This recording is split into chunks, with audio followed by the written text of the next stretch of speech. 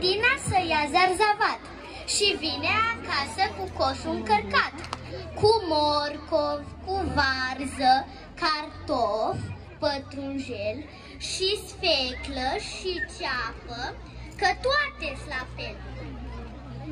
Și toate încep să se certe pe masă.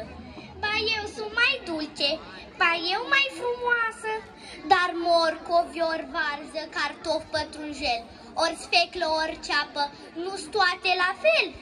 Le ia gospodina pe rând să le spele, pe urmă le taie bucăți bucățele. Și morcov, și varză, cartof, pătrunjel, și sfeclă, și ceapă, pe toate la fel. Pe oala clocot capacul tresaltă și fierb sărăcuțele, fierb la oaltă, și morcov, și varză, cartof, pătrunjel, și sfeclă, și ceapă, fierb toate la fel.